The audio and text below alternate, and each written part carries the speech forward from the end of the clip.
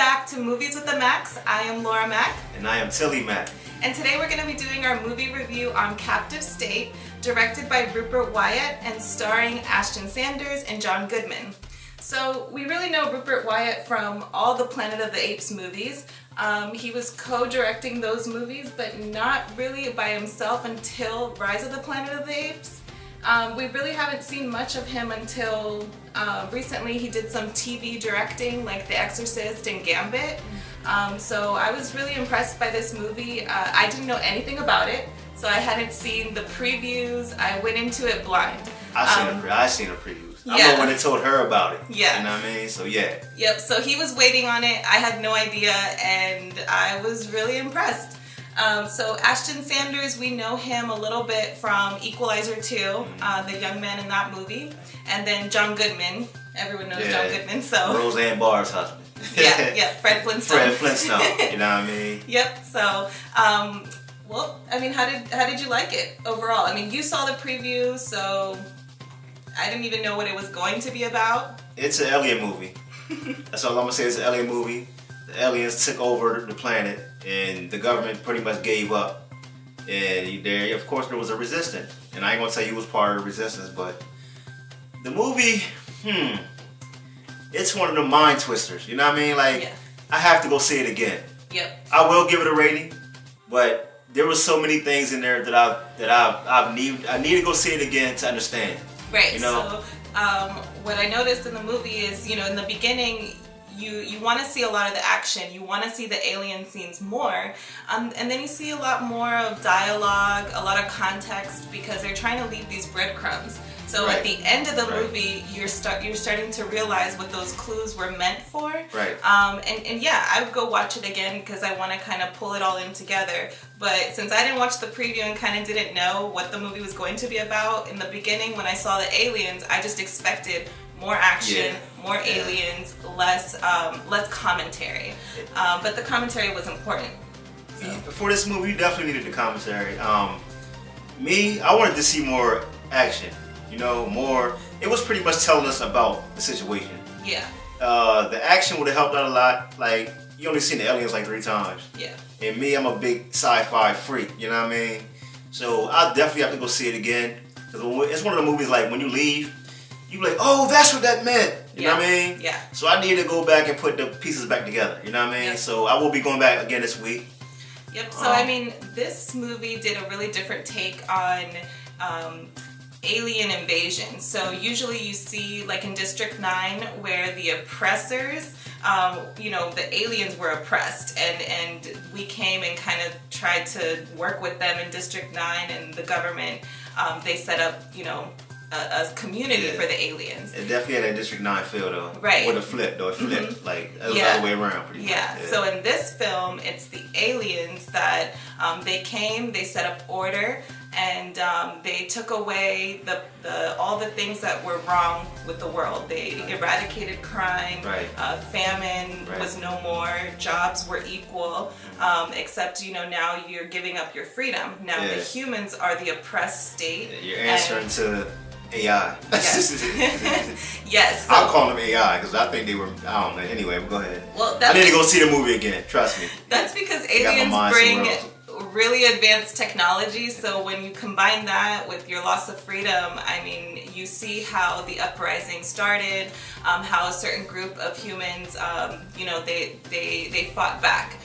So granted, everything was peaceful, but with that peaceful comes the price of freedom. So you see the rebellious group called the Dissidents. And I did a little bit of research, but I did see that there is an announcement for a movie called The Dissidents with the same director. So the way that it left off, I couldn't tell if there was going to be a follow-on movie. It could go either way. So we'll see. It may be a much longer story that Rupert Wyatt is trying to show us. All I'm saying is get ready for all the conspiracy, because this movie, and what I've noticed about a lot of these alien movies as of lately, aliens are always targeting with things underground. Yes. Inside, under the water, in the Earth's core, like. Yep. So I mean, they came Are you trying to tell us something? They came to use our natural resources. It's crazy. So the aliens invaded, and this movie kind of sets the tone of 10 years after the invasion. So now you have order, you have certain things happening, a certain way of life now trying to coexist with the aliens who are actually all underground, and you have the highest forms of government allowed to go and speak to them and keep the peace, basically. So very interesting movie, and I do recommend everyone to go watch it, though, you know, unless there's something else that you want to watch in the movie theater, like right now you have Captain Marvel out. I don't necessarily, you don't have to watch it in the theater. You can wait till it comes out and watch it at home. Well, but that's my. I'm going to say it's not for everyone. Okay. I think like the hard thinkers, yeah, definitely. Sci-fi freaks, yes. Regular, I just want to go to the movie to see something. No, Yeah. no, you will fall asleep if you're not really a heavy thinker, because you can't miss anything in this movie. If you miss one thing, that's it. Right. So you're gonna have to go upstairs and rewind it. Yeah. Yeah, so you have to pay attention to the conversations that are happening, and they did a really good job in the thriller part. So with the alien scenes, they are pretty scary. Right. So. So with this movie, the fact that I have to go see it again, I will rate it, and I'm going to give it a 1.5 years. Does that make sense? Like a yeah. A year and a half? No, actually not even a yeah.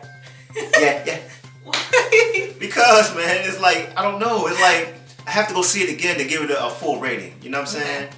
Like, because when I left the theater, I was really thinking. The whole night, I was thinking about this damn movie. Yeah. Even I left and I was like, okay, that was it. That was the ending. It's crazy. The movie's there's crazy. probably not going to be another one, but now I'm thinking that they might be preparing for another one.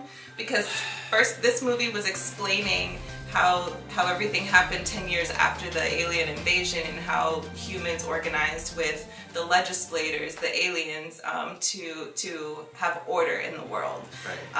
And then now I think in the next movie, if there's a next movie, it'll be kind of, you know, the rebellion group is infiltrated. Right. And let's see what happens and how that whole uprising turns out. I'll tell you like this. Are you doomsday preppers? This movie will have you on the edge of your seat. You will be packing all your oodles and noodles, canned vegetables. This movie is trying to tell us something. This movie's trying to tell us something. Yeah. I don't care what anybody say. Yeah. These big directors, they know what they talking about, man. It's like the 9th movie I've seen like this. You know what I mean? It's just crazy anyway. But yeah. Yeah. That's that's it. Yeah. I mean, so definitely recommend go watch it in the theaters, at home if you want to. I liked it just because I know that there could be another one. I might go watch it again. Yeah. I'm going to go see it again. I might go see it two more times, but yeah. All right, so thank you everyone for tuning in with us and watching Movies with the Macks, our movie review of Captive State. If you like this movie review or you plan on watching Captive State in theaters, please comment below. And of course, please like, share, and subscribe to our movie channel. Thank you.